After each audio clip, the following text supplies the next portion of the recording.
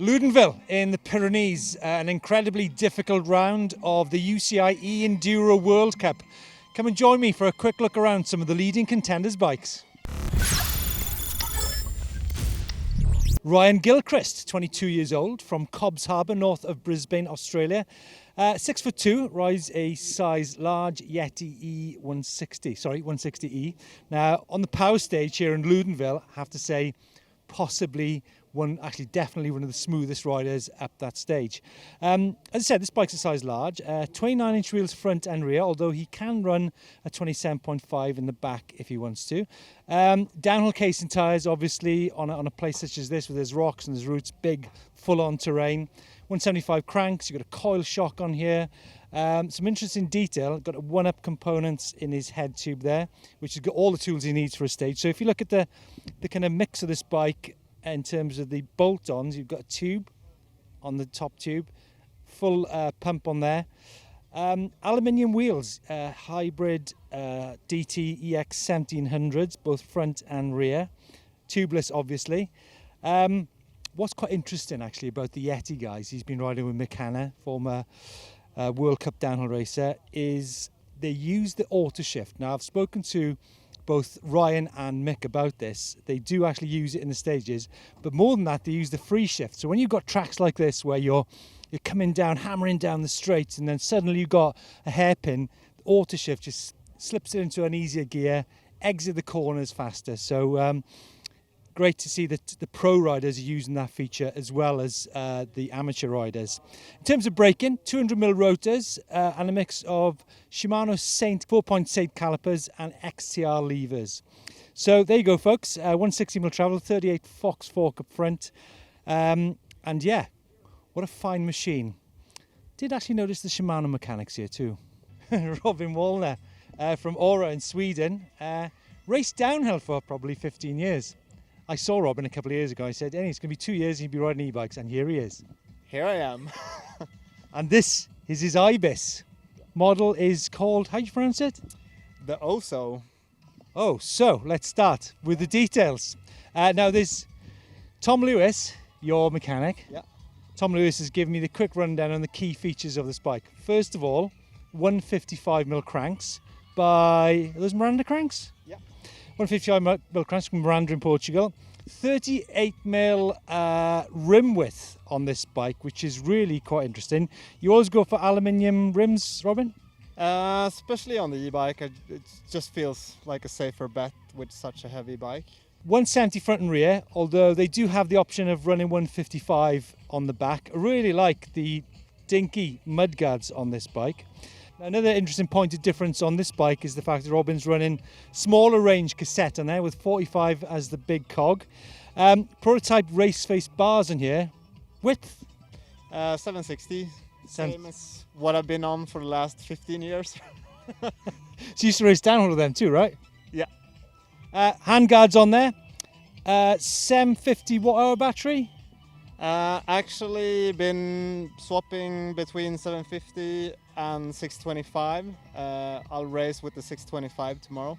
So what's quite interesting about the pro category is you can only run 2 batteries, right?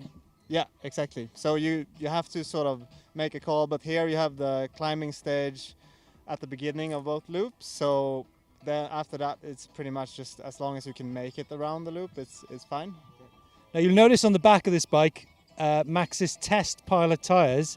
Now you've got the Minion DHR2s on this bike, 2.5, which you cannot buy in the shops. And I do love a good old shorty up front. Robin, thanks so much for joining us. What are you looking forward to mostly? What stage are you looking forward to mostly? It's tech, isn't it? I'm really looking forward to making it up the climbing stage over there. That's what I'm aiming for tomorrow. Hey, well, good luck and thanks for joining us. And you know, it's nice to see you on an e-bike finally. Thanks. Oh boy. Former life, folks, former life. What we got there, we've got a still. Can't see what model it is. And he's too busy. Oh, there you go. It's a, what model still is it? What model is it? It's a 026? No. What's the model? Oh, it's an, here you go, folks. It's an M5241C. Nice job. Florencia Espiniera.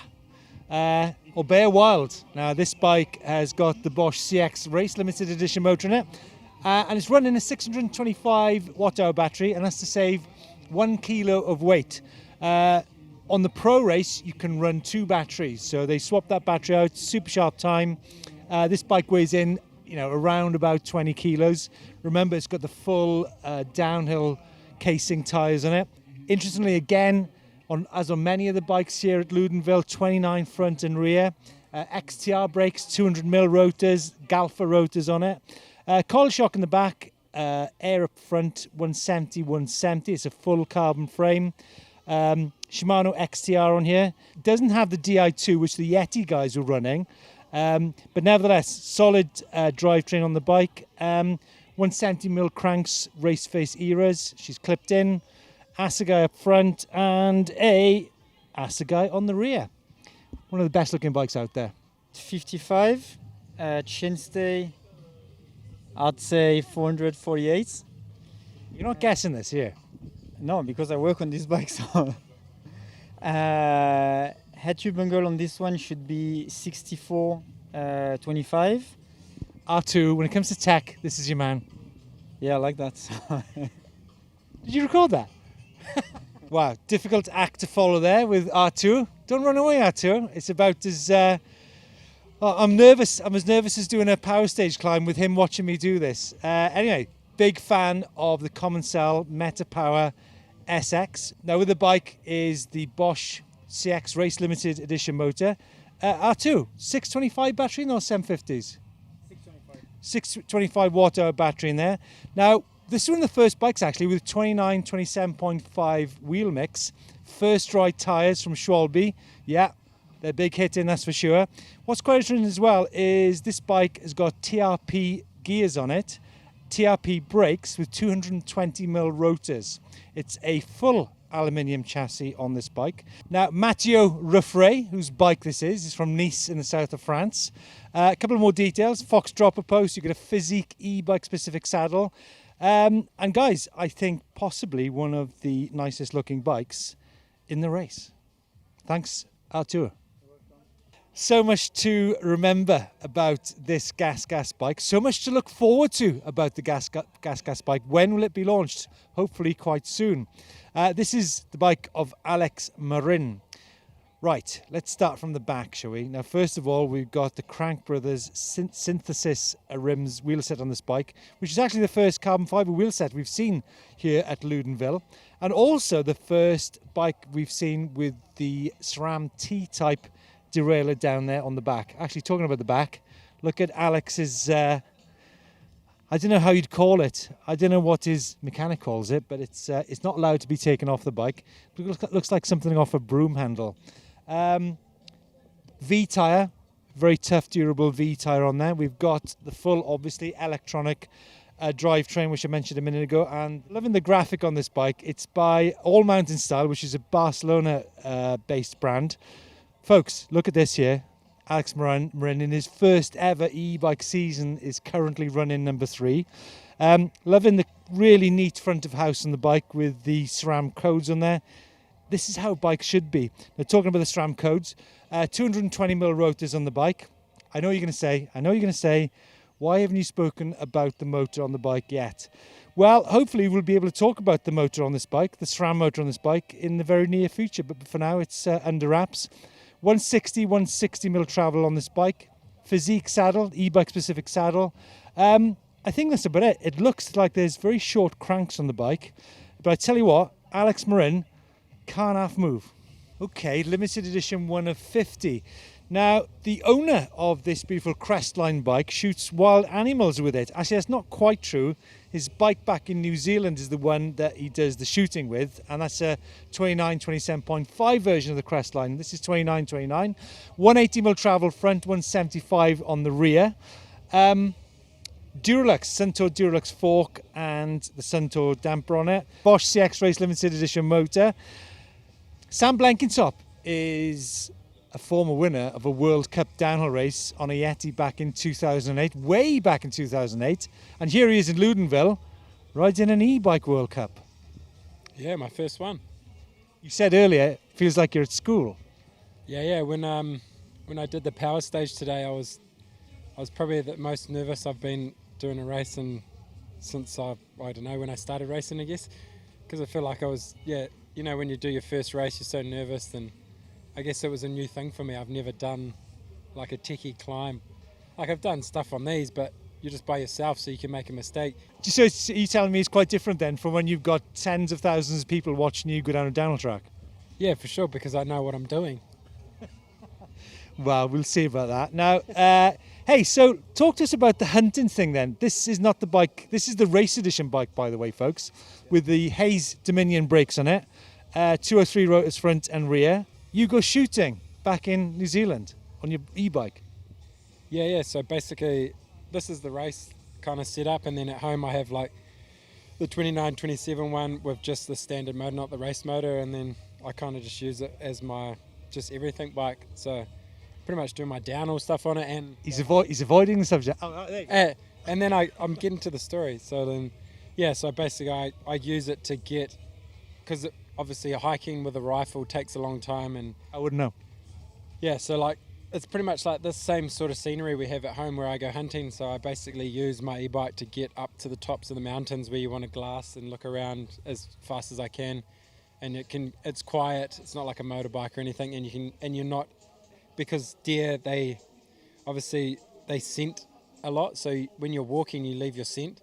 With your bike you're not essentially leaving a scent behind, so like if you come back down later on you might see the animals coming across because you haven't scented up the area as much. So Blenkinsop, can I just interrupt you there? I did not ever think I'd be having this conversation with the World Cup downhill racer riding an e-bike and hunting. We're here to talk about the bike. I guess we are talking about the bike, right? Yeah, and what you can do on everything. Like, I guess you race it and you do other things than just race the bike. You use it for all the things. That's the whole thing with the e-bike, I guess, why it's cool, you know, because it's not just for riding. Like, I've sold one to a farmer and he uses it for getting around his farm at home. Brilliant. So just like, I guess they're a essential bike for like everything, you know. Hey, so tell us about your first ever e-bike race then. Steep technical terrain up here. How are you getting on with it? Your cup of tea, right? Yeah, you'd hope so.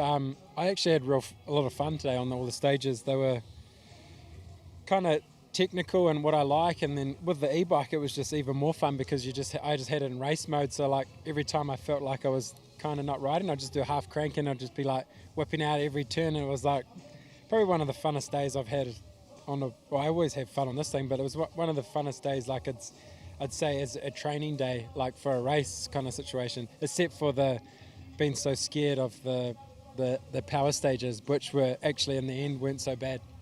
Apparently only one person made it up the second power stage. Sam, what we didn't talk about was these HX 531 hybrid wheels from DT Swiss. I've not seen those before. You could Assegai tyres front and rear, downhill casing. Actually thinking about it, folks, this is one of the longest travel e-bikes on the circuit, and it's going to need it with Sam Blenkinsop on board. Sam, thanks for joining us. Thank you, cheers. Wow, some very interesting tech there from Loudenvielle, folks. Now please, if you do have any questions related to any of the bikes you've seen today, or indeed any of the bikes at the UCI Enduro World Cup, please drop us a message down in the comments below and hopefully I can help you out.